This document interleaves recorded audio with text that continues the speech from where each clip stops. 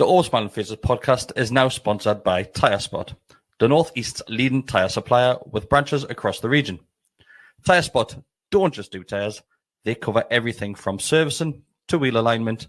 They can handle every aspect of your car's maintenance. For more information, visit tyrespot.co.uk. Enjoy the episode.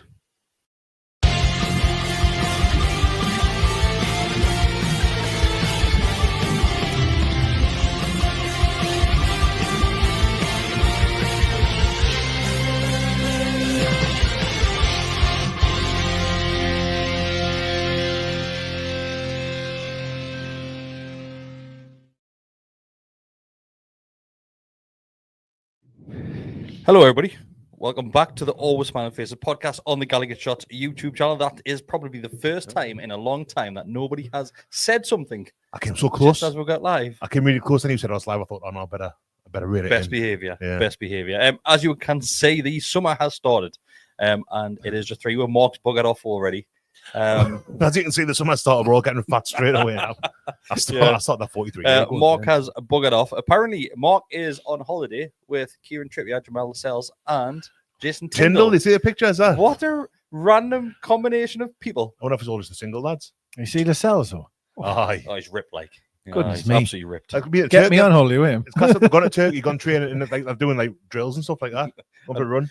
Are you for get me on holiday with Jamal Lascelles? Just to hug him. Imagine stood next to him. I feel so inferior. I remember the photo. Look at him. It was a photo years ago. The lads on holiday. And it was Shola, Gutierrez, Coracini, and Rob Elliott. That was Rob Elliott. Gail was Perch not there as well. No, it was definitely those 4. In Vegas, weren't they? No, maybe. I think Rob Elliott was wearing long denim shorts. Yeah, they're in Vegas. And like had Shola was ripping. He was absolutely unbelievable. Then Jonas was a bit more, and Collar was a bit fitter again. And sorry, a bit like, and then Rob Elliott was like just like one Rob Elliott, basically like a keeper, bit doughy, like guy. A bit doughy. Yeah. But yeah, I was watching something the other day, and I think it might have been. Do you know when they do the interviews with the players, like the daft YouTube videos? Oh yeah, that they create. And I think one of the questions was, which player is most likely to go around the manager's house for tea or go out with the manager for a meal? And they all said Kieran Trippier. Yeah, I get that. But then I think then maybe Callum Wilson wasn't mentioned as well, because obviously Callum relationship that he's had with Eddie Howe and Tyndall over the years as well. But apparently it is Kieran Trippier and Jamal Lascelles that are off, and not off, that they're not being sold, but they're off on holiday. And do you reckon they get bullied by the rest of the lads? Oh, you're on holiday with Tyndall. It's a funny one because they're 2 captains and all, aren't they? Getting Bruno's there going like, he's on international duty, Bruno. He's feeling left out. Aye. Lascelles got a lass, hasn't he? Married, is he got a lass? Yeah. I can't imagine them being happy going away with Trippier. Like, I'm just stripping my glove and not with the current situation. Well, all the families there as well. Yeah, Trippier's a lad's holiday. Trippier's got his mum and the kids. Aye, fair. Yeah, fair. Mum, watch your kids. I'm going. Well, we know that's happening, don't we? We know that's happening. He's a single man. Big Jamal Lascelles by himself. He's only brought his mum along so he can look after the kids, because he wants to go out on the old day. He's looking massive. Here's one for you. Amazing. While you're asking that question now, I was wondering this: who out of the current squad do you reckon are most likely to get really fat after they've retired and all that? Like Jamie Pollock fat. Bruno. I'm thinking Bruno as well. Like, Bruno's a shout, like, I think he's got genes in him. 100% Bruno. I don't think I can look any further than Bruno now that you mentioned it. Straight on the old kinders, on the chocolate. It's a Brazilian thing and all. When the Brazilian lads retire, they tend to kind of enjoy themselves quite a bit. R9. R9, Adriano. They become bigger boys. Carlos. Carlos, yeah. There's somebody not so long ago that retired not that long ago. Gilberto Silva, you seen Gilberto Silva? Yeah. It's Sammy Nasri as well. Nasri's French, but he's looking heavy. We're not wanting to talk. Well, no, this is this is welcome to the club, boys. Like, but fat as butter, Nasri. Yeah, fat as butter. Neymar, Neymar, heavy and all. I think Bruno's a shout. Like, Bruno might be. There must be somebody else that we're completely forgetting here. Like, going through the squad, goalkeepers, Pope wouldn't, Dubravka wouldn't. John Ruddy would already be big if he was going to be big. He's at that age now, wouldn't he? Yeah. Gillespie's in good shape, like, yeah. Even defence is just nobody Kraft, there, like Bruno, Shea, Burn, Shea, Jamal Lascelles, Tino, Lewis Hall. Lewis Hall might get a bit chunky, like. Lewis Hall is quite. He's a bit like Shaqiri. Yeah, I was thinking Lewis Hall. Actually, I honestly was. I think he's more heavy set. Bobby Bonds. I could see what Hobby Bonds. I could see what Bonds. None of them as fat as Bruno, though. Nah, Bruno was going to be a high. He'll be rolled out. Keep sweaty in there. Yeah. He looked like a kinder egg by the end of it. The shirt with the buttons that do that. Gaping under. But yeah, everybody's agreeing. To be fair, Woody has said, "Don't be daft." Dick G is absolutely ripped. Did you see the video that they did for Bruno? Yeah, where it was like showing he's like from being a young kid older on. He just cried all the way through. He did just cry all the way through. But his dad was there fishing, wasn't he? Oh, that's right. And the size of his dad's arms. Yeah, he's in good shape. Fucking huge. Well, do you know when there was loads of photos of him going around? I think Darryl got a picture of them, right? When he was in the he was in the away end and stuff. Yeah. I appreciate he wasn't standing there flexing like for these photos, but I did not get that vibe. And then when I seen him fishing, I was like, Reese. It's like you ever seen that picture of Uncle Albert? In the string vest? It's like, Jesus. Yeah, I ripped a bit. He was a boxer back in the day with the Mayfield. That's right.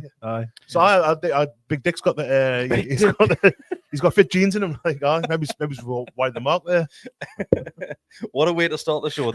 You can tell there's been no football happening because we're just going to keep on going through the summer with random shit like this. Keep tuned in. Deka, you've had a shout already. This one is from Steve C. Mm-hmm. Something about what we've been mentioning in the last couple of days and what you mentioned as you walk through the door tonight. He says, I have to say that Castor kit Deka is wearing is head and shoulders the best kit we've had in years, and that includes the Adidas shirt. Who's that?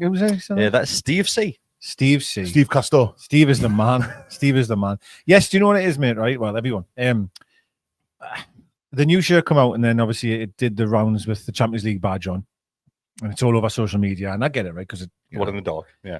The one in the dark. There's a reason why it's in the bloody dark. And then I just was looking through the wardrobe and I don't even know why. I just got it out and went, actually, hang on a second again. And then like put it on and I sent a photo in the group and went, this is the shirt. Like. You did. And absolutely right, Steve. See, I put it on the night and obviously I didn't, the Castor, I mean, I wish it was Adidas. I wish this was just an Adidas top. Yeah. But I thought I'd put it on just to rep the old one. I think it's going to be one of those shirts that as the years pass by, you'll go, that's a nice shirt. That It's perfect for me. Like it's quite similar to the 85, 86 Newcastle Browns. That's what was based on the collar, wasn't it? Yeah, it was.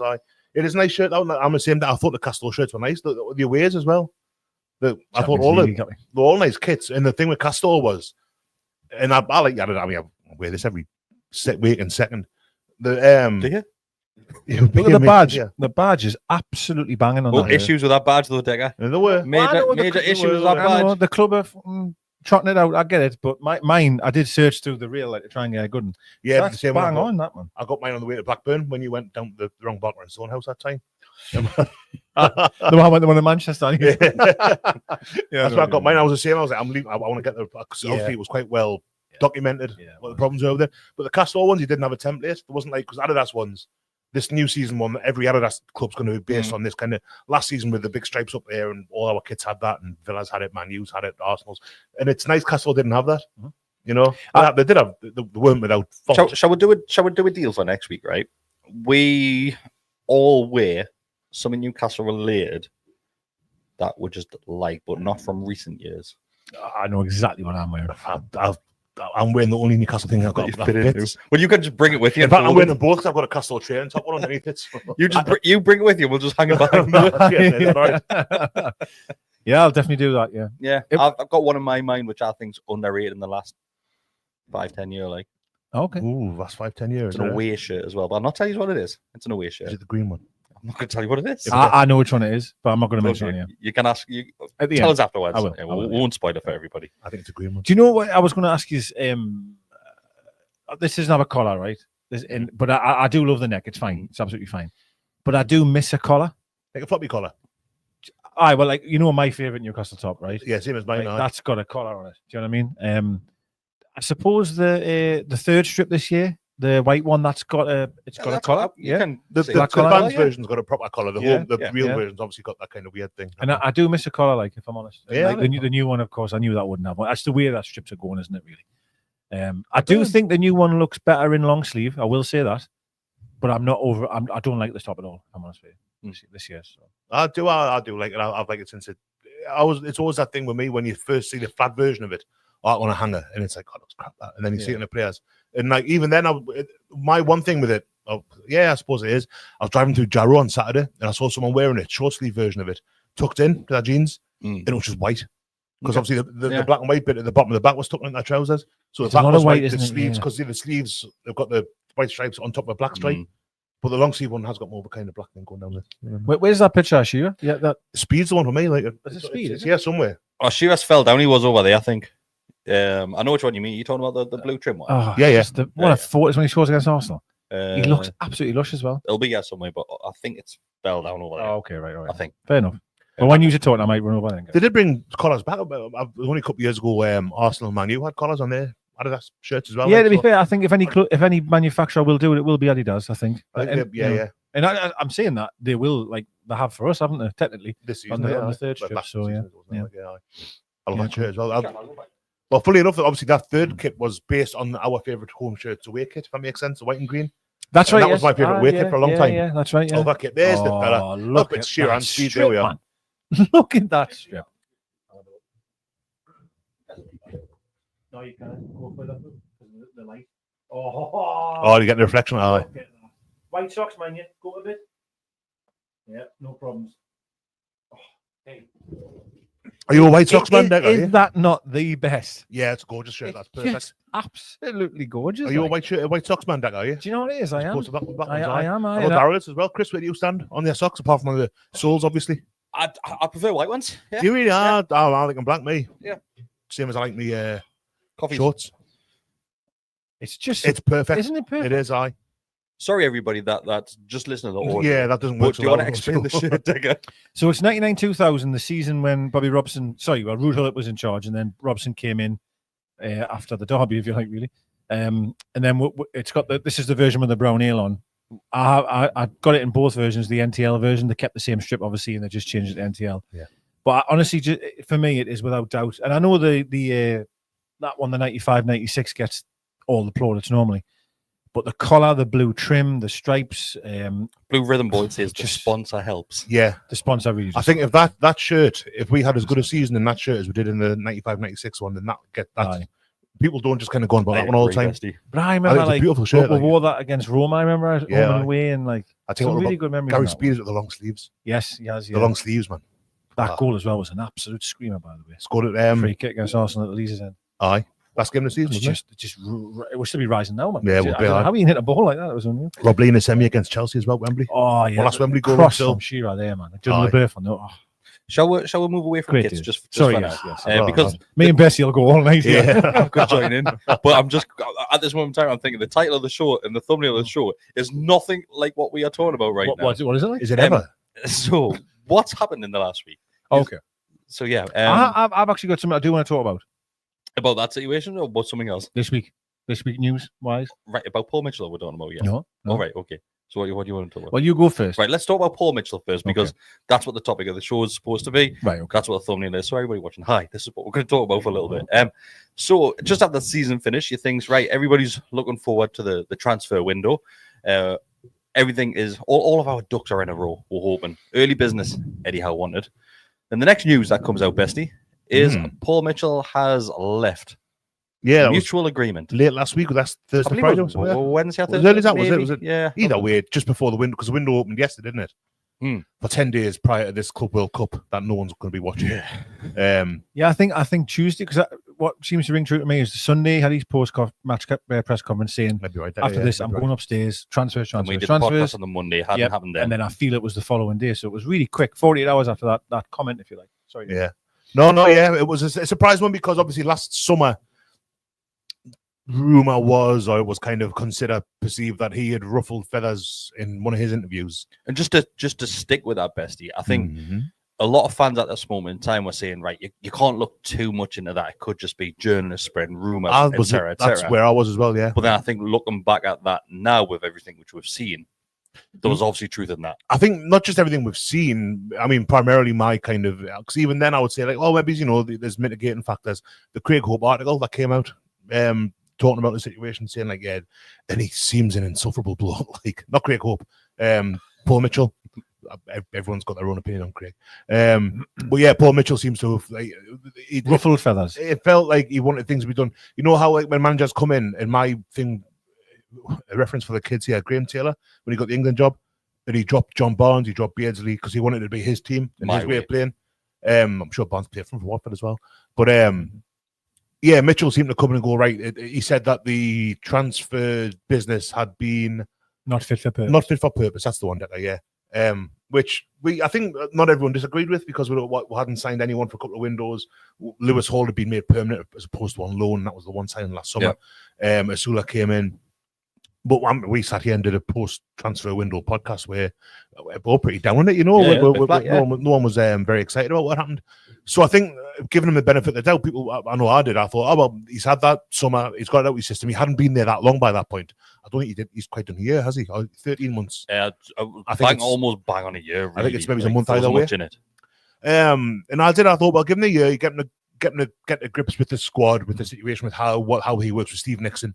And then, obviously, hopefully this full pre-season would have been the time that all of those plans that they made came to fruition, and now he's gone. And I don't going reading between the lines in that Craig Hope article, and I don't expect anyone at the club will be particularly upset by it. He only got the job apparently as well because he's Eels' mate. Yeah. Which doesn't reflect very well on Eels, I don't think. He did have a good reputation, to be fair, to Mitchell coming in, but I agree with you that. Then again, I don't know if you're in that position. Would you want to go with someone you trust? But then again, really, perhaps not. You go with who's the best for the job, right? That's what you should do. What I would say, the fit for purpose comment, why that one annoyed us at the time is like, you as a team and your project that you're on, it changes, doesn't it, over time? So the time when he's saying that it's not fit for purpose, at that moment in time, we needed players that would keep winning the division. That's what we needed. So that's when we bought the likes of Kris Wood, all the rest of, Bruno wasn't. I suppose Bruno was an amazing sign on its own right. You could look at Target. I don't know. I just feel that comment was a bit harsh because you're evolving over that that particular project window you're doing. And of course, it might buying Kris Wood for 15, 25 million, whatever it was. Is that fit for purpose now? Of course it's not. I understand that, but at the time it worked perfect because we needed someone. We needed goals. So you know what I mean. It weakened Burnley as well. So and even him saying fit for purpose, I've done it where I've sat here and said something and thought straight away afterwards, that's not what I wanted. That's how I meant that to come across. Yeah. So I wonder if he had the same thought when he said Mark feels that most weeks. But yeah, he doesn't. That's the problem. He doesn't. Don't back down, double down. Do you know why I don't think he's here? I think because he really hasn't fixed that light, really. And he just doesn't want to turn up. That's right. I forgot about that. He's took that light and he's took the light and it has not worked. He's like, I'm not going to He's gone on eBay, bought a new one. He's going to bring that one in. Look at that. He said he's it hasn't come yet. So but I think he also a bit of a foul-mouthed rant, wasn't it, when he first came in? Not to the press, but it was like something he said to the group or something. I was reading a bit about that. He was apparently he's gone in a bit like a bull in a china shop and just threw his cock around. That's basically what he's done and went, right, I'm the main guy. What bulls do in china shops? I thought it was careless. That's why they smash everything. I thought that was just a bit clumsy. Wow. Just full of cocks and bollocks in the China shop. But yeah, he's got in and tried to throw his weight around a little bit, albeit we don't know what his weight is. And he's got in and thought he's the big man, Deka. That's what we're reading now. And he's basically went, right, these are the changes which are going to be happening. This is going to be the style of play which we're going to play with the game with. And a lot of players thought that was taking away their achievements from both the playing aspect and the managers and coaches side of things, saying, well, we've got this far without you, so why do you need to come in and change things? Yeah, and I totally understand everyone has their own theory of what's right and what's wrong. I get all of that. But if you were coming into a club who was on the decline and was struggling, right, and he came in with that attitude, maybe players would go, well, do you know, it's actually what we are trying at the minute. It's not working. So you might be a breath of fresh air. You might bring in players that, are above our station, if you like, if that makes sense. However, when we've achieved what we've achieved and we really are, the trajectories, we're just skyrocketing here, really. Yeah, and for him to come in and say that, I absolutely understand why the players will be like, hang on a second, who's this guy? Like? And ultimately, how was reaction? And the chemistry and the relationship between them two has to be as good as it can be, isn't it? Because you need them. It's got to be solid. Got to be harmony. We need them to be working together. You don't want them pulling away. You know what I mean? And we'll look at the interviews that we saw in the summer, Deka. They were both going at it, and Eddie was what I can't remember the quote exactly, but he said that there needs to be something like serious discussions about his role or something like that behind the scenes. There was a few that I've actually watched. Japan, I want to say. I think it might have been, I watched a few back recently. Actually, Craig Hope was the one asking him the questions because he does always normally ask the more difficult ones. And Howe was like saying, you need to ask him that because I don't want to then make it a tit for tat. Yeah. But the quotes he was saying were so sort of direct, and he was basically criticising everything really. And how started that off by saying, well, actually, I'm going to defend the signings we've made, and I'm really pleased with the business we've done. Yet straight away, you're like, oh my God, we've got a rift here. You would think, though, like both being professionals about everything, I would have thought they could have ironed that out. You know, they've clashed at the start. Come on, let's get together here. But then again, I've done it in the past. I've worked with people that just will not change, and the pricks all the time. Yeah, so it happens, doesn't it? You know what I mean? And looking back at it now, and I might be completely wrong, and of course you're always going to side with Eddie Howe as the football fan. You look at it and think, well, Paul Mitchell does look a bit like a prick. I seen him in the stack. I don't know if I sent you a photo. He was a prick. I could just see him. He was talking to someone, right? He was like literally over my shoulder. And every time I turned around, he was just one of them people. And you thought, oh, he's a prick. He was quite derogatory about Howe and Adjol, didn't he? I'm sure. Is that have I put two and two together? No, I don't think so. No. Well, what I didn't, I don't think you lads were there. You might watch it from home, but do you know when they've done the talk at the stack about the plans for St James's Park? They wanted fan opinion on it. I think I was with Mark and Is that when Eels was on stage? Yes, well? I was with Mark and Richie Southern. I think Dasmo was there as well. And they started talking about how well the stack had done, which everybody knows it's helping with the finance of the clubs, obviously the income which is bringing in. Really busy, And he was like, pay us off for pints and stuff like that. And I was like, ugh. Yeah. Yeah, he came across as one of those. Like a lad. We're all blokes who've been in offices for a long time. You see people like that at work who kind of Billy Big Bollocks. Yeah, like a bull. Just flapping about a China shop. Yeah, and I don't know. I think you look reading between the lines all through the season. Some of the stuff Howe said, even his press conference after the interview after the Chelsea Everton game. Last game of the season when he was on about we need to do things quickly, we need to get stuff. And I wonder if qualifying for the Champions League was a condition, if it agreed, if we've qualified for the Champions League, he's out, by the way. I wonder if that's something that House said upstairs and they've gone like, yeah, fair enough, because it's still House team, isn't it? And your man hasn't really, to my mind, well, he can't have had much of an effect because we haven't signed anybody. No one came in January. No one came in on his watch. Made a bit of cash off Lloyd Kelly. Yeah, aye. Fair play. If you think of how, like, you know, talk about holding all the cards. Like, I mean, he's put himself in such a great position that he can go upstairs and go, I ain't happy with X, Y, Z. This is what I've achieved with nothing really backing wise. I hold all the cards. It's interesting, isn't it? Because when Amanda Staveley and Gadusi left, it was kind of perceived that had weakened Howe's position because they were such like kind of big fans of his, like and all that. Like, but it seems to be the opposite, really. No, I wouldn't say it's strengthened his position by them leaving. I think it's the job he's done, isn't it? The cup winning the Champions League. Imagine if I hadn't won the cup and finished 8th. Yeah, you know that the owners and that might be saying, no, we want to try Mitchell's philosophy or whatever it may be, go in that direction. We need you to work with him. Whereas I honestly think he's went in like a bull in a China shop with a big dick and went, I'm smashing this place up, like, you know what I mean? Like, now I don't know if I was that way inclined, but I think in a more articulate manner and way, that's what he would have said. I don't think Howe's quite as mild as maybe you could. I was just about to say, I bet you Eddie Howe's a lot more ruthless than what we see. Yeah, I've got no idea. You cannot not be. To be a success, I mean, with Brentford getting them through the divisions. Sorry, Bournemouth. Always, I'll never got to be get tough, that right. haven't you? To get through from League Two to the Premier League, then to leave for Burnley, then to come back. Obviously, didn't go over from there. Yeah, absolutely. Right. But like, and to do what he's done in Newcastle, you've got to be ruthless. You've got to make those decisions every day. I mean, regardless, is it you're playing stuff. You've got to know. You've got to be doing it all the time. What you think's best for the club. And I think that's the difference. I think Mitchell, when he came in, and maybe he had that idea. It felt a bit like Clough going to Leeds. Get all your trophies, put them in the bin, you've won by cheating, all that carry on. It felt a bit like he's going, right, this is my club now. And Howe's just gone like, no, I don't think it is, mate, to be honest with you. And again, the position I have Powerhouse in the Powerhouse. I'm reading it bourbon. Is that German nightclub? Powerhouse. It's there, the gay bar in Dusseldorf. I was there. Summer's here. Powerhouse. Where was I going? How?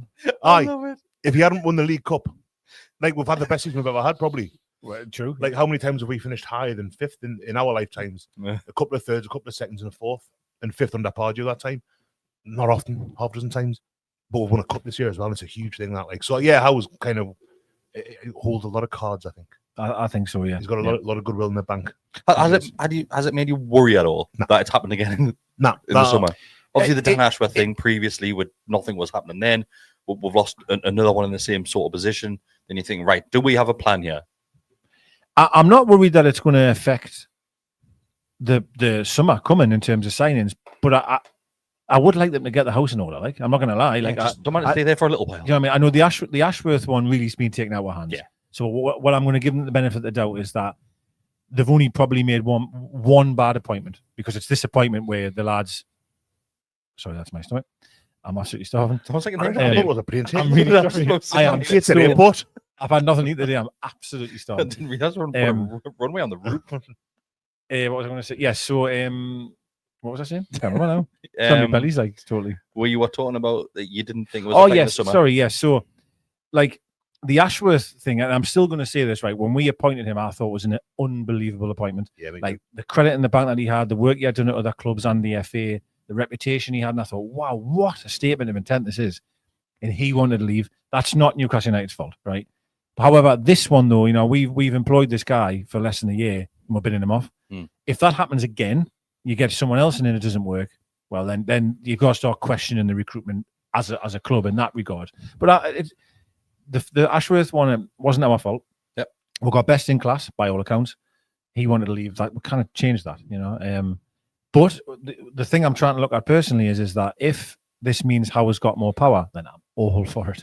But because I trust Howard. Howard Nixon, there's talk of Nixon becoming something. They're getting him because he's head of scouting, isn't it? And he's been there for years, the talk, he's 60. He's done a great job as well. Fantastic guy. And Andy Howe's there, isn't he? Those are three names that got mentioned. His nephew's there as well, yeah. So. I was a podcast on a while ago, and I forget who it was now, but they're talking about how with Bournemouth and how he was then with recruitment and how hands-on he is. And the fella, and forgive us, I can't remember what the bloke's name was. He was saying basically he is himself a scout. He goes through all the same data. He looks at the same videos. He doesn't obviously go out on scout missions in person because he's got that stuff on his plate. Like, but he's that hands-on. He's that involved in it. I don't mind. I need a burp. Well, he's more of an old school manager, isn't he? He's more of a. That wasn't me, Billy. He's more of an old school manager. He likes of like, you know, I'm going to throw in Keegan, right, because I love him, but.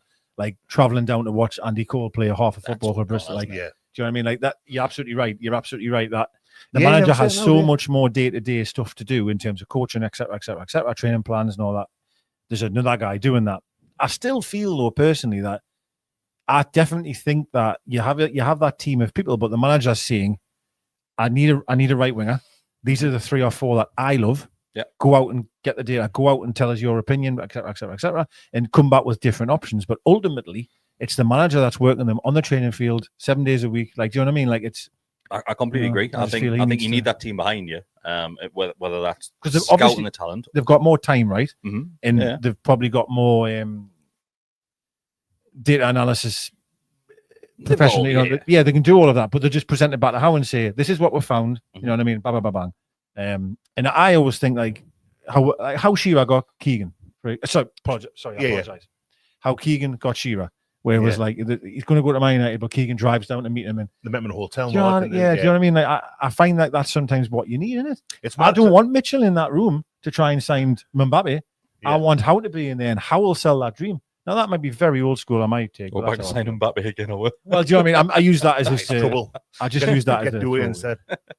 It's a throwaway comment. But I don't disagree with the whole setup of a football club these days, where you have your sporting director of football, whatever it is these days. But I think at the end of the day, it has to come down to your manager to have final say in regards to players that arrive at the club. It's different now. And I mean, you think about when we signed Gordon and how they sold the club to him. Remember in the video they had like a PDF and PowerPoint display and all that, like, and it was. And it's not as simple. Like you say, when Shearer signed, he told the story a few times about how he met Ferguson demonstrating with Keegan. Or the other way around, and Ferguson said, "You met Kevin Keegan." He says, "Yes, I'm not going to bother him. What's the point? Like, I know what you're doing now." Yeah. So, it's different now. You've got to, and players are different. You don't always speak to the player. They've got like this kind of squad of hangers on and family members. How his was and all that, you know. So it's different now. Like it's not Football Manager or FIFA where it's just like I want to buy him, so I'm going to buy him. Yeah. And also the multi-billion-pound businesses, aren't there? So I get why there's a director of football there, because there's marketing and stuff. There's the women's football. There's so many different sort of pieces of the pie. Yeah. And not one guy can be in control of all of that. Spoke to the wheel at there. That's right. Yeah. Which is absolutely right. To be fair. Yeah. I just think when it comes to recruitment in your first team, the squad, your manager has to be really, really front and center. Really. So there's a great comment here from our good friend El Grande Salmon, who's been a member for a long time, yeah. And he says, does it not worry anyone that Eddie has to have a mad summer after recovering from a serious illness? He needs a proper break. About that, yeah. It's a funny one because he won't give himself a break. He'll not be thinking, I've got 2 or 3 weeks off here. He'll just fancy getting straight back into it because it's his life, innit? It's why he's first in the training ground in the morning and he's last out in the evening and all that. And how much convalescing can he do? You know, maybe in his mind he's done enough already.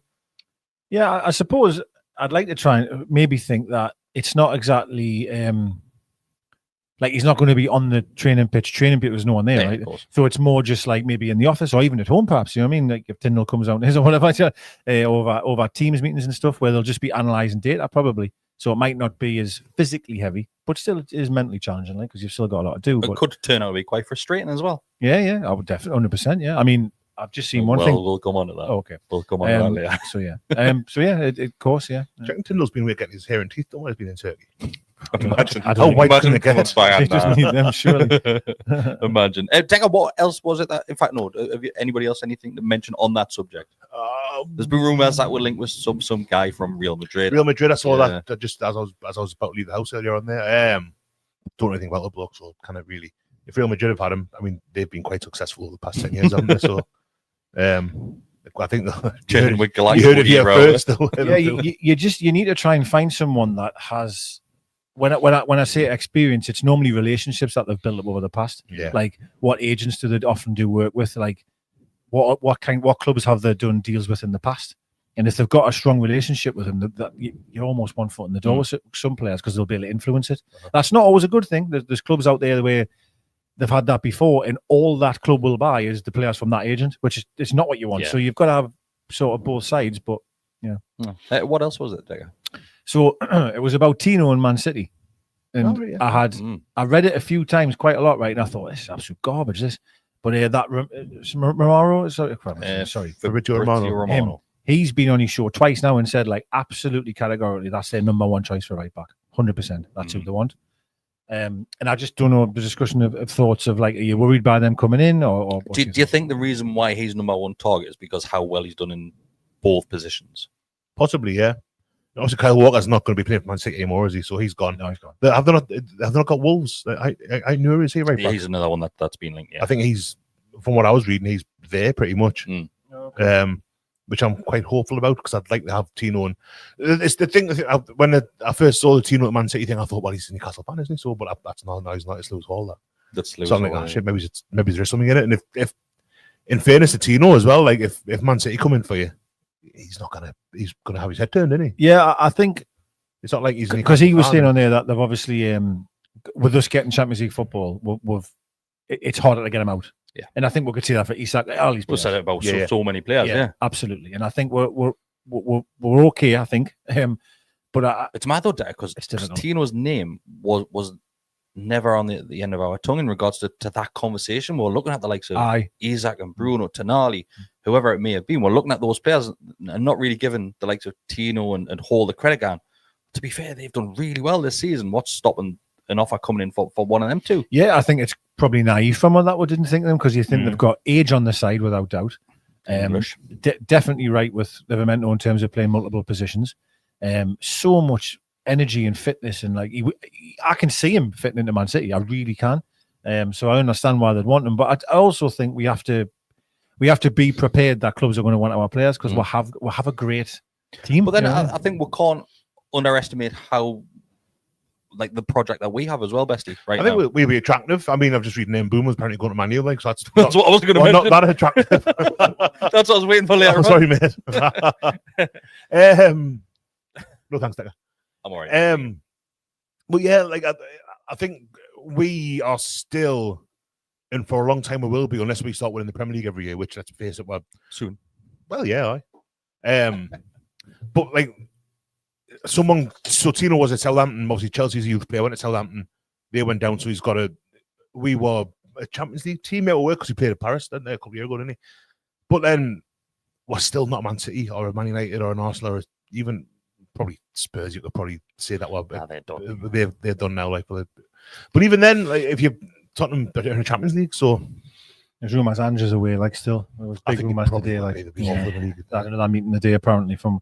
I've been watching so many, honestly, like all day watching just next show, and it's all been transfer related shows from all different clubs, right? Or different people, sorry, and we haven't been hardly mentioned at all. Like honestly, now I think we are quite good at keeping my powder dry these days. Like would you normally in something will just happen? Look at the Mitchell thing. No one, I haven't seen a single journalist mention that. You know, nothing. There's a few players we have signed in the past, which you think, oh bang, we'll just link with him. We've got him. But I know Mbemo was a big one. We'll stick with it. We'll stick with it because just as we went live, it was David Ornstein that put an article or a tweet out, basically saying that it looks like Brian Mbemo has chosen Man United, and Man United are the club that he would prefer to go to, which it blows my mind, Bessie, because you've just mentioned it there that we're seeing how much of a draw Newcastle has to players, and you think of somebody like Mbemo going from Brentford to Newcastle is a good step for his career. Yeah. Then you feel as if going to Man United, yes, I know Man United as a name, it is a huge football club. You can't get much bigger than that. No European football. They're going down the pan by the looks of it. They're in absolute circus as a football club right now. What's attractive about that? Is it just solely money? I think it's the name. It's Man United. As I say, I don't think a player would leave Newcastle to go to Man U necessarily. Now, at least at this moment in time. But that's Cunha from Wolves, and it looks like Mbeumo going there as well. It's still Man United. They've still got the Old Trafford. They've still got like I don't know. They've got the fans and all that. It is, but like I was listening to it was Thierry Henry on Gary Neville's podcast earlier on, and he was talking about how Man United are failures, but they've been to 5 cup finals in 5 seasons, something like that. They're still doing it. The comparison was actually against Arsenal, who've done, not to rub it in, Deka, but Arsenal haven't really done anything since Arteta was manager, apart from the 2020 FA Cup final. Whereas Man United, he says they're a laughing stock, but they're still getting a cup final. They beat us in the cup final 2 years ago. So there's still something, you know, and I think, I don't see a player leaving any of the top, as it is at the moment. The teams are finishing the top 6. So from Liverpool, Arsenal, Chelsea, Man City, Villa, going to Arsenal, going to Man U. But Brentford player, a Bournemouth player, Fulham, who's Robinson, the left back from Fulham, Wolves. Who's excellent. Wolves, yeah. I mean, Everton, even teams that are kind of decent teams, but like finish higher than Man U this season. And Man United are still, you know, the way they'll be selling it is we've got a project here because there's no European football. We're going to fly up this league. Look what Newcastle did this without European football. Look what, you know, how it affected them. Without European football, here's what we can do next season. That'll be part of the pitch. The money scenario is what's pissing us off a little bit. So they didn't get Champions League football. They're losing all this money. They've already, you know, there'll be no cash come November, Gary, and all this. He's telling them. Yeah. And then they went and spun 62 million on Cunha, and then they said it was 60 minimum for him. Do you think they're looking at the potential of Fernandes going? Well, they reckon yes, but then Garnacho as well. The manager today was saying, no, I'm expecting him to stay. Now, there was pictures of Fernandes with the agent of that Ali. Yeah. So there's probably a chance he's away. That's £100 million from nowhere, like. And then you're getting Garnacho, of course. You know, Diallo might be away. Homegrown player selling him 40. I think 40 million for him is not bad actually, but yeah. So if you go, if let's say we don't get him and he does decide to go to Man United, and we don't know. Yes, we know there was 100% evidence that Newcastle wanted him. Of course we did. He was high on the priority list. But if you move on to somebody else, Bessie, in that same position, who's next on your list? Deka can't be on the right. No, Deka's going to say Semenyo. I need a job, so I will. Semenyo. I agree. Yeah. Love him. Absolutely love him. Alex Ling. Again, Deka mentioned Garnacho there. I would question marks over his attitude and kind of we've got the old no dickheads thing apparently at the club. That's what Mitchell's done. Yeah. He's more of a left-sided player as well, so we've already got 3 of them. So yeah. But I think Semenyo's probably. I like again. He's not really a left-sided player, a right-sided player. Just private as well, just because he had his dad. And it'd be nice. I'm a bit sentimental for stuff like that. But other than that, I mean, it's hard to. I mean, Cunha and Mbeumo, were probably the 2 that everyone wanted. They are great signings. They're really good signings. Great signings. I mean, looking through the rest of the Premier League, I mean, you're not going to get like a Saka, for instance. You know, for all I said, the top 6 wouldn't leave Newcastle to go to Man U. Is he left or right? Saka, I play him on the right normally. I see him normally left if I'm being truthful. Yeah, okay. Yeah, normally left. 4 he's left. Sane's Saka. a free transfer, isn't he? Is he Leroy Sané? Leroy Sané is a free transfer, yeah. I know there'll be serious money. Like, there's a few clubs linked with him, but he's a free transfer, so you might have to pump a hell of a lot of wage on him. But you talk about quality, he's never going to come to us, probably. Like, but you know what I mean. He plays on the right, or left actually as well. Don't he? But yeah, for me, Semenyo. Again, though, it's going to be a lot of money. You know, you're talking the same kind of stuff as Mbeumo, but Mbeumo's got 20 Premier League goals, man. Do you know what I mean? Last season, like his stats for last season were unbelievable. Unbelievable. He outperformed. Irreplaceable for them, by the way. I was reading a thing was Kev Lawson put on Blue Sky earlier about back-to-back weeks. Kev's had a mention. Oh, he's very good, Kev. Like every summer he does his thing about kind of the targets and all that. Where we need to strengthen, he's really good. And he says I was reading this thing about Mbeumo today, and he says, but he's and I know people don't like XG. But he's outperformed his XG by 10 goals this season. He says that's hard to it's hard to replicate that, like, you know. Similar probably is, you know, I'm not really far off it.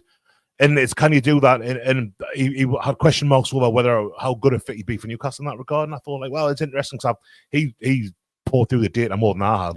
Yeah. I've seen a little bulb kid scoring loads of goals and thought, hey, he'll do for me. You know, so he had picked someone else. I can't remember who now exactly. But I'm not too crestfallen by it. I would like to have signed him because I think he would be a good fit. But to be honest with you, again, it goes back to I trust the club to have done their homework, whether it's with or without Mitchell. Steve Nixon, I've got a lot of faith in. I think we'll be fine. I think we'll just sign someone equally as. I don't know that many outside of the Premier League who would come in. And... He's not a Man United fan, is he, Mbeumo, or something like that? Like, that's hard. I don't know. Cameroonian, so I don't know if he's grown up like a. But it leads us on to the next question, and we're not necessarily talking about right winger, but we're going to talk about another winger, and this is for you, Deka. It's from our very own Ian Dayton. He says, "Ask Deka with the news of Alan St. Maximin leaving Fenerbahce, would he take him back here, mate? I'll go over now. I've got all the time in the world. I'll go over now and I'll drive him back." It was funny. I jump back with trips. I was going to bring me Maxi shirt and hang it up behind us.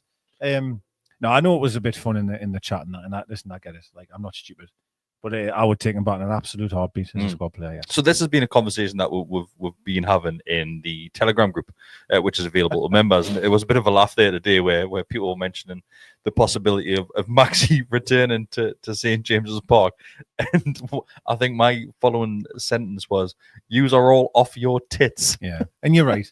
But when I'm also picking up my phone and I'm seeing we're linked with Tim Krul coming back, yeah, sign us up with Maxi like for a squad player. Imagine that you're 20 minutes to go and you bring him on. It would just be unbelievable. I'm not so sure. It would be unbelievable. I'm not so sure. I've been out of the Premier League for a couple of years as well now. Like, so does that. I mean, we're talking about players that would get fat earlier. Maxi's that player. Yeah, he is. Speaking of about another one, I was going to mention there, Mitrovic. He scored something like 39 and 47 in Saudi or something like that. Like, But yeah, we're talking about in the Telegram group about how long it would take fans to kick off about Maxi. Where do you think he'll go next? Like, I mean, do you know what I mean? I've got no idea, mate. Like, not a clue.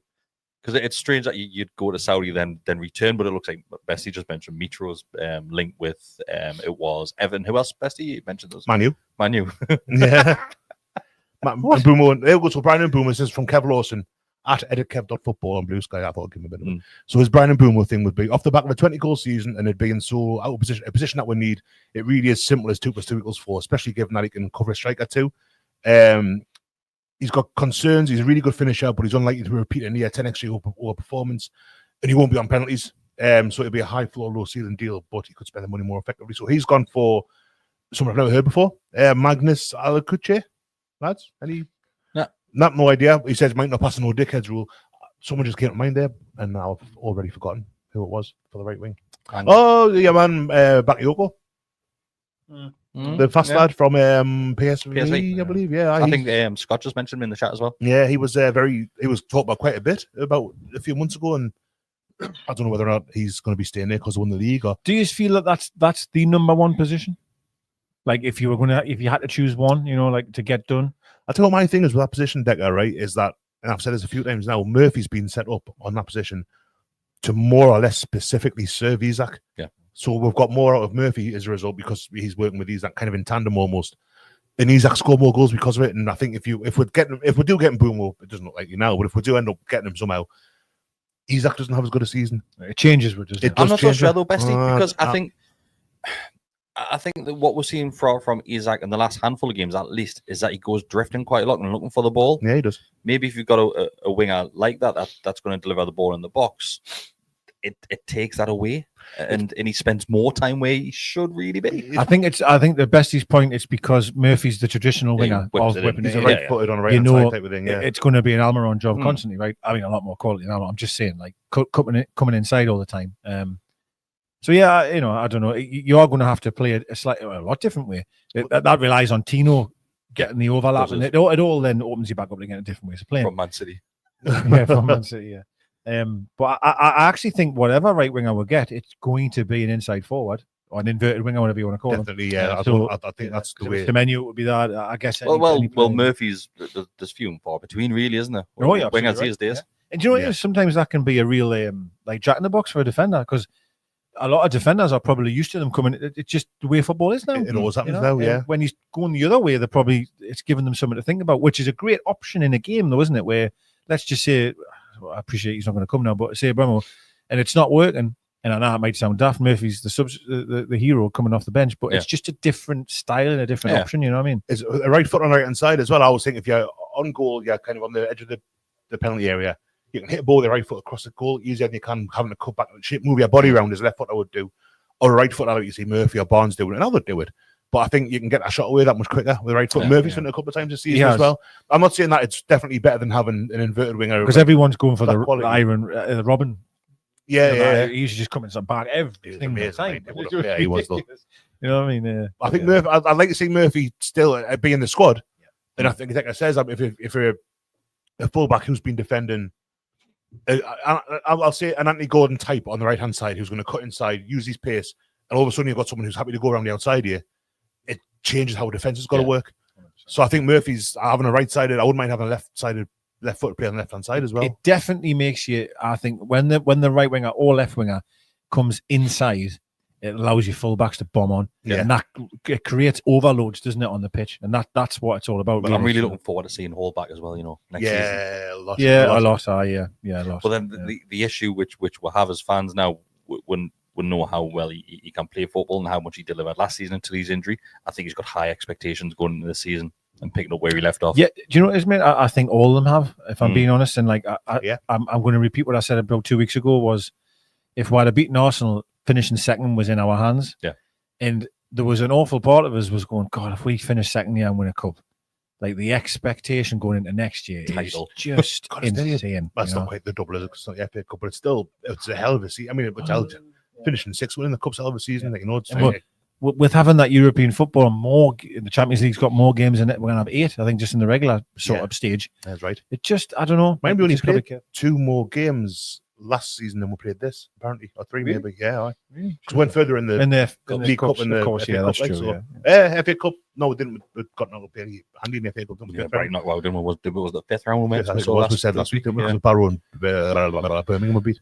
But the League Cup, obviously, you've got 2 legs against Arsenal in semi-final. Went that bit further to the final. So it wasn't actually that huge difference game-wise, which is strange because it feels like the Champions League season, because we had the extra 6 games in that competition. It just felt like such a.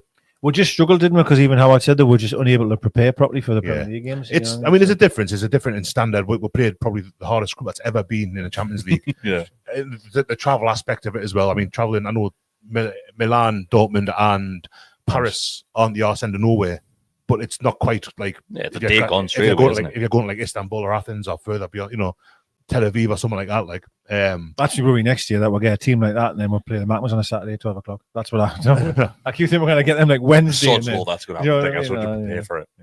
Just prepare for it. If anyone's got any questions, send them our way. We'll already have a couple, but we'll go for another 10-15 minutes or so. And if you're still here, we are going to be recording another show after this one, which will be pre-recorded and out to members over the next couple of days as well. So you can become a member. It's just $2.99 a month. So let's go through some questions. As always, we'll have something from Josh Stockton.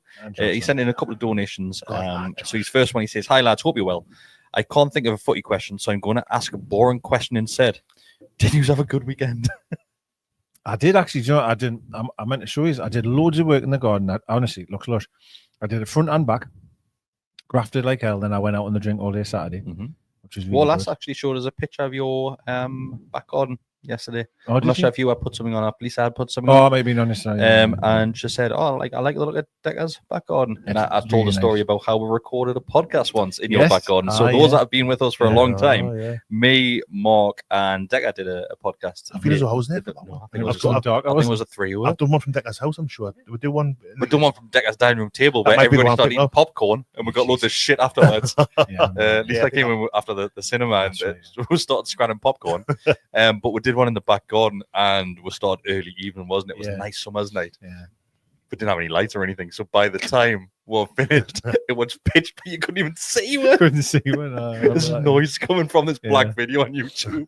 Honestly, I did loads of graft out the garden, like, because I've been wanting to do it, but even though the weather's been nice, it's been raining a bit, not it?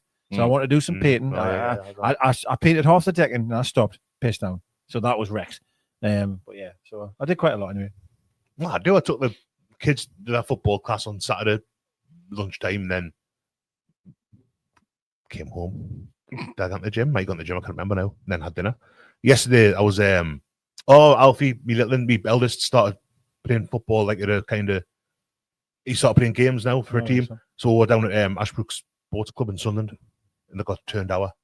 I got absolutely impressive. It was our first ever game. Like loads of 5 and 6 year olds. So they're just and these kids were like about the same age, probably about a year older, but they were like they played to. You could tell they were getting coached in a way that I never got coached when I was playing in my 20s and 30s. And it's like, well, hang on a second, this is a total mismatch. Jordan had his first training session because he got picked for a team, and I felt from a bit tonight. Like he was finding it difficult. Like, do you know what I mean? And my heart went out of him a little bit. When we first got there, and there was like a group of lads playing, and the coach went, "Oh, just play with them lads until everyone else comes." And them all had the Potter strip on, like the team strip and that. Yeah. And blessed my bench, he's walked out and he was trying to say hello to them and that. And they just weren't even acknowledging him. And he came and stood to me and he went, "I just don't understand." And I went, "What do you not understand?" And he went, "Well, let's just won't pass the ball or anything." And I was like, "Oh." And I hate seeing Baines get upset, let alone my own. And I was like, "It's fine. Just when everyone else comes, it'll be all right." And he seemed to enjoy it, but like there was some kids there that would just like. I get on a Thursday, so my youngest Denver, he's 8 now, and he does. It's not a team or anything; it's just like a football training sort of thing. It's called 3v3. It's like the inflatable one. Which I'm meant to be fair. The balls are like quite heavy, so they don't hang over. But China shop. He's not, in China shop. But he's not bad footballer. Like the youngest, like he's quite good. I would say he's more of a defensive player where he loves getting stuck in and stuff like that. But you can see the difference between the lads that you can see play like together, like on a weekly basis, head and shoulder, just skipping around players. There was one kid in the warm up yesterday. Was Sunday, me, Amy, and my 2 kids, and my dad was there with their wife as well. And there was this young'un started taking shots from halfway line. It was a half of a 7-a-side pitch type of thing, but 2 feet top corner. I'm thinking, hang on a sec. This is what we've been done here. Like straight away, I'm thinking like the lads are going to have it. Have you noticed, like, because you've done it for a little while as well, like with the kids' football? Have you noticed that kids dive all the time these days? Oh, after the game, I was sitting playing FIFA about yesterday. Says that one of the players did this to me shirt. Like, 6-year-old pulling shirt and that. Like it's mad. Like honestly, like the kids are throwing themselves around all over, and like my youngest started doing it. And I was like, "What are you doing?" I was like, "Stop doing that." Yeah, he just loves kicking people. He loves getting stuff. He scored as well. Scored a free kick. It was nice. Come defender and went in like, but he was counts. All counts. We didn't know how to celebrate. He was asking us because he plays FIFA. Dad, how does Ronaldo celebrate? I says, "I does that." I didn't like it. How does Messi does? Messi does that. And he scored. He just went like he's trying to do a Ronaldo thing and just went all over the place. Like he was buzzing. Do you know Jordan did score the night, like, to be fair, which I was happy for him. Do you know what I hate though, right? And it really does me tits in. Like, and my youngin does it as well. It's like they'll score a goal and they celebrate like they're the best footballers in the world. Like there was some kid the other day, he started shushing them. He's running back on. I was like, 3v3, man. Calm down. Them lads, I was on about the ones who had the proper strip on. Yeah. Them was 3v3 in 4 different games. So what they're doing at the minute, I think they're just understanding who's really good, who's going to be in the better side and who's in the worst. Yeah. Bottom line, right? And when them scored, them were doing that like together. They were like running away as if they'd won the cup or something. He's dead, man. Yeah. It's weird. I mean, you get carried away when we were kids playing football. I did that. No, I can't remember. Like, cause to be fair, most of the time people were scrapping when I was playing football. So I think some of the parents as well. Like, I mean, all souls, mate. I think I'll struggle with that a lot. I think when he's because he's going to start playing on a Saturday morning. I know I'm going to struggle when they're just being dicks. Yeah, like, I will struggle to not say something. Like, so I'll probably end up getting knocked out.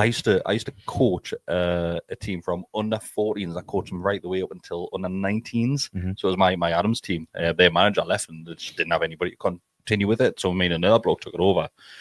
Jesus Christ! Like, Adam was a great player as well, wasn't he? Adam was a good player. Yeah, Adam could play in like every position. Like he just worked his way through the team. He nailed it in every single position he was in. Sounded quite sexual, didn't it? I did. He's your brother, mate.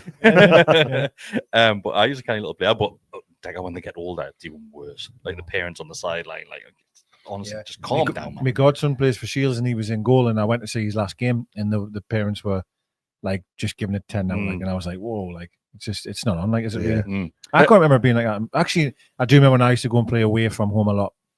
It was tough, like the crowd were really bad. We played Seaburn once. Do you know the field where you do you know where the Jolly Stewart is it Stewart? See that? The one on the corner.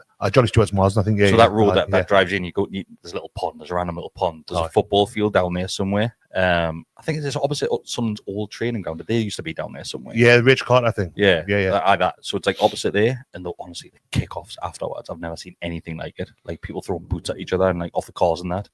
Like it was horrible situation. I got to that point, and there must have been about under 17s at that point, and I was I'm just not enjoying this. Like, it's horrible. But my weekend, I went to Butterfly World. Oh, the Bains went there on Friday. So did they? Just before. Is that one of the? Is it? It's like Yarmouth classes, isn't it? Like somewhere like Stockton. Is it actually Butterfly World, or is it just a butterfly enclosure in a park? Butterfly World. Oh no, I've been. Yeah, it's Preston Park. That's where. That's it. Preston Park. Which is shut. I should, because they went on Friday. They went early to go there first to then go in. You're not shut. So Preston Park used to be a mint area for the kids. Like, had full things that you could climb up, like height of the trees and stuff. It's all sectioned off, and they've got a design of what it's going to be, and it's shit. It's like something you'd see in the West Park. Really? It's absolutely shan. But anyway, Butterfly World. We went. What is it on Monday? We went yesterday. And unbelievable, absolutely unbelievable. It was like £5 to get in. Yeah. But honestly, absolutely class. There's all butterflies, always like moths as well. All butterflies, yeah. No. The Bains absolutely loved it. Like they were putting like Vaseline on their hands and that, and they were covered, like, do you know what I mean? And they got loads of stuff. Oh, they loved it. I didn't go, like, but they set up them. Butterflies into Vaseline now, are they?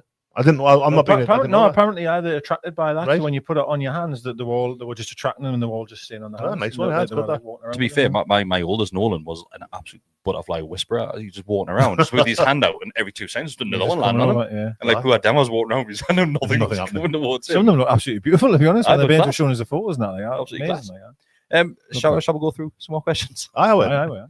I actually even forgot we're on there. Honestly, I swear to God, I forgot. I thought we were just chatting about the weekend. Next question. There's another one from Josh again. Another donation, and he says he's thought of a question now. It's to you, Besty. Ooh. What are your thoughts on the new blue goalkeeper shirt? He's bought one himself from the club shop last week. Cost him £10,000. Yeah, it's expensive. So if anyone can afford it, that's why he's dropped down to a £5 this week. It's said nicer, I think. I like the keeper tops. I think the purpley pink one that the war against Everton was nice as well. The thing is, they're all templates on this. So like Celtic have got it, Arsenal have it, Man U have got it, all the MLS have got it. So they're all already kind of out there. It's all the same ones and all that. But I think it's dead nice, man. I prefer it last year's. I thought last year's was a bit too funky. It's very, very nice. Yeah, very, very nice. Lovely colour as well. I still a little bit struggles, and this is just my old school way here. Especially the short sleeves ones, they're just so tight for a goalkeeper top. And I don't know why my brain's saying it should be, we're drawing. Well, my his lot that used to, shoulder pads and arm pads and them. Yeah. I remember talking. Does anyone have long sleeve these days? Keepers, I don't think so. I think they're all short sleeve. Bring back keepers wearing pants. Like, isn't that mad? Isn't that mad? Like when you think that they don't wear long sleeves, they normally wear like Under Armour or underneath sometimes. I see. It used to be that the case that you had like elbow patches when you get wrist pads and stuff like that. Shoulders for some reason. I don't know why. Unless it was probably putting a suit. Bring back those orange gloves that you could buy, just a random strip. Truthfully, right? There was you all would have seen this meme where it was the gloves you wanted. It was all for me. It was always the Reusch ones with the Schmeichel ones. Yeah, and the gloves you got, and it was them. Just this like cotton thing with like black. He used to fucking kill. Oh god! My best mate at school he was keeping for Borough. Schoolboys back then. I remember borrowing his gloves for like an inter-class. You went home as well, didn't you? Mm-hmm. So I think inter-class football tournament. We won it one year. And I borrowed his gloves. I brought a Reusch and like, these are amazing. These. And I always had reasonable gloves because I was a keeper as well. But these were like, these are gloves. I bought a pair of finger saves. I didn't play in goal, but I just wanted them. You did. I had a pair of finger saves in my 20s. Like, they're costing about 50 quid. I didn't play goal. The memories I've got of keeper gloves is like, you used to be out at the park with your mates. Then if you were turning goal, you had to wear just the spare pair of gloves out there. And fucking honked. Smelled like, honestly, the worst smell you've ever smelled. What was your so I know what mine is. So what was your favourite ball? Like, so, you know, like, we used to have all these footballs to play with, but we always knew when this lad was coming, he's going to bring that ball. Right. So what was the ball? It's hard to say because I've not got a favourite to play with. Okay. I played in the West Park League. You remember? Yeah, I did. Went back to Temple Park afterwards. Yeah, and it was always Mitre Deltas, like Mitre Deltas, but they were so heavy. Mm-hmm. If it hit your thigh, you had the imprint of the ball in your thigh for like hours afterwards on a Sunday, getting dinner and that. Yeah. Favourite looking ball, I love the 1998 World Cup ball. Oh, shout. Tricolor. It's a Adidas Tango, but blue. It's got a little kind of Adidas cockerel motif thing on it. And it was the first one I remember where it had a bit of, even fully inflated, it had a bit of give. It was like kind of the leather or whatever it was that thick that it had a bit of kind of. Well, this is why this is the ball. Yeah, that's the first Premier League ball. Oh, right. That thing you're on about where it's like, it's a bit spongy almost. Yeah. That makes sense. Can you remember that? That's a gorgeous ball. That's the one I've got in my mind. Is it the one? Yeah. Honestly, that ball. Like, I've seen Puma. I don't think they've announced a new Premier League ball, but they've leaked it, or it's been leaked. That's the one. As in a best looking ball, though, I think you've got to look at the South African World Cup. Oh, shout! Was it called Jabulani? That was a lovely ball. That. Which one was that again? The gold, Jabulani was that the final one was gold. I can't remember what the Jabulani looked like. Remember the Brazuca, the Fever Nova in 2002 was a weird one that had like it was like a plane, but it had like a kind of fiery thing on it. Team Geist in 2006 was good. I love the World Cup balls. The silver one that they use in the Nike advert. Yeah, aye. The Scorpion one. That's one I like. Yes. That one. Oh, Scott's just actually mentioned that silver ball that I've just. Jabulani was a nice one actually looking at it, yeah. Lovely ball that like. Moved around like mad apparently. And apparently, that's a free kick. Weirdly, only Diego Forlan seemed to be able to like master it. Matty's just texted and said that would be my pick. Which is the one I think. Honestly, it was just an unbelievable ball. And I remember when I used to go in goal and as the keeper, it just felt lush. It just, it had this like, I think as you mentioned, like a sponge, like a softness to it. Whereas there was other miters that was, you mentioned, like the casing used to come off and it just had an egg. You'd like kick it and your foot was like for 4 weeks gone. So heavy on a cold November's morning in the West Park, trying to volley it and it just took your ankle off. My dad used to be like choke slamming it, going, hit the ball hard. I'm like, Dad, my foot is off here, like it's literally hanging off. You know, when you get all like the damage. I talking about outlaw headers, stuff like that, which I think is a valid argument for it. Like when you see how hard the balls used to be, it's absolutely no wonder that 100% the damage that was getting done. Like, and we were kids. Yep, you know, absolutely right. I was obviously keep myself didn't hit the ball that often because I was crap in the air as well for a tall lad. Like. But how hard those balls were, man. Especially, like, do you know when you used to play Wembley doubles and that? The keeper just used to get the ball and launch it straight up high. And he'd shit, this is going to hurt when it comes back down. Wembley doubles, man. I'd love a game of Wembley doubles now. People know Wembley doubles something different, don't they? There was something I saw online the other day, and like, what's Wembley doubles? I think that's a Shields thing, Wembley doubles. I think it's World Cup Willie was my dad would call it World Cup Willie because obviously that was the thing in 1966 and all that. But people listening Wembley live or if you're listening back to this, let us know what you call Wembley doubles. With basically it's jumpers for goalpost sort of game. Well, it's one goalkeeper. It's two. It's one goalkeeper and any amount of teams of two in it. Yeah. Or when it's singles, you call it Wembley. Singles, or you could have if you had a lot of players, you have trebs as well. Wembley trebles. Yeah, like trebs. Yeah. You were a lucky man if you played Wembley trebles because obviously you'd need at least 10 players. My mate used to live on do you know where the West Park pub used to be? Obviously. Yeah. Across the road where Wanted Street is, he used to live there and he had goals. One of my best mates it was at the time. Drag them over. Dowley. Dowley, lovely lad. And anyway, we used to come over with the goals and like set them up. We had nets and everything, and we used to play Wembley dubs. And it was just like he'd be Liverpool, same at Man and Fowler, and then we'll just change teams. You know, and it was just great memories, like really good memories. Funny enough, on that same bit of land on St Osmond Street, me mate Vikram lived there, and he was a big Liverpool fan. Vikram, he was across. Vikram's one of my best mates. I love Vikram. Like, even now, I love Vikram. But his thing was always he would. Because he's Liverpool fan, would play over the road from his house. Was like a bit of wasteland, basically. So it'd stick like there's a tree and it was the church when it used to be there. That's right. I mean, 7th birthday party in that church. And I remember him shouting whenever he was going to have a shot. He'd go, "Collymore!" Yeah. Well, I love Vikram's on me. I love Vikram singing. Really good lad. Shall we do a member special of Wembley doubles? We'll just get loads of people and go play Wembley doubles. 100%. Honestly, you'll get some goals in there. Get it booked. Get it booked and playing. Someone's coming as well. Heads and volleys as well. Do you know what I wish, right? I've seen the photos of everyone that went on the pitch recently. And they came out of the Champions League music, you know, when they were playing on the pitch. All right, okay. Oh, the came out journalist and thing. they had the Champions League music playing. They had the cup on. The cup was there. That would have been mint, wouldn't it? Yeah, would have been good. Well, we can get a podcast. There's one go and get Paul Gallant, Ranger. Well, you can't pay now. No, that's just. I don't know, mate. I think the I would imagine. I don't think they, they've done it for a while. There's a few of my mates played. I didn't actually ask them how they got on there, but a lot of it. So I think that when you play at St James's Park, I know the last couple of years it's been sponsored first of all, and sponsors now tend to it's funny. Now they tend to go the journalist route, so it's journalists, and I think they play against the club, some of the club media a lot. It's like Dan King and that play. Then the day after, I think it might be something to do with the foundation. Oh, right. Get on to Josh. Yeah. True. Yeah, and then I think there's a couple of other things but I think a lot of sponsor. It just looked mint like when I seen the video of the Champions League music playing coming out would have been fast. Like I did it once. I played on the pitch twice. The second time, the first one was just after the last game of the season. It was like the Monday after the pitch was like pristine. Yeah. The second time I played was about a fortnight after the season ended, and there'd been loads of charity games on it. It was like Ben's Park. Yeah, wrecked. It was horrible to play on. Yeah. I'm going to end it there, boys. And we're going to go move on to the next one. So thanks everybody who has watched this one. There's been over 200 viewers tonight. So everybody's eager to talk about Newcastle. I was so relieved when Josh said it's not a football-based. I thought, thank Christ for that. Yeah, it is tough for though, isn't it, at this stage? Because obviously until there's like real links, we've got a few things ideas-wise maybe planned, but it is hard for, isn't it? Because there's not much links there, like you know what I mean. It's so if you're a member to the channel, you'll see that I've posted a survey in a couple of places. It's in the Telegram group and it's on the community page as well. So basically, I've put the survey out there, just trying to get some interaction and seeing what you guys want extra from us, and because you are the ones that are paying the bill to keep us in the studio at the end of the day. So yeah, if you do get a chance, I think there's around 30 people that have filled it in already. So everybody else, if you do get a spare couple of minutes, just go and fill that in as well. Not just Daryl 30 times. Just Daryl 30 times, but if you do want to become a member, it is just $2.99 a month as well. So you can sign up to that, and you do get early access to videos. You will be getting a lot of extra videos throughout the upcoming season and summer. And we promise you, I can't go back on this promise, but do you know which promise I'm going to make now? I'm not eating that fish. Video? No, you don't have to eat the I'm fish. not doing the fish. What video are we going to have to do? Goalkeeper ranking. The Battle of the Kits goalkeeper video. We've been promising it for about 4 years. I think now. Since COVID. Yes, was it during lockdown that we did that?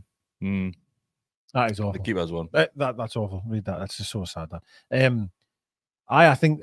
Do you know what I was also thinking about doing? This really out the box of like rating other strips in the Premier League, like rating all of the kits from the Premier League this year. Okay. And like I don't know, like I appreciate it's nothing to do with Newcastle in a sense. I mean, ours will be there, but like I just love kits in general though. So like I would love any kits. You know what I mean? Like we'll do it, and we'll sort something out. Yeah, we'll sort something. Plenty more stuff to come as well. I ordered a DHgate special a few days ago as well. So that will be coming up as a comparison video in October or something like that when it turns up. DHgate's faster than the club these days, man. Is it really? Yeah, I ordered the Bay and the Brazil one. No, that one that's got like Christ the Redeemer on it. Yeah, the black one. Yeah. And that arrived in 3 weeks.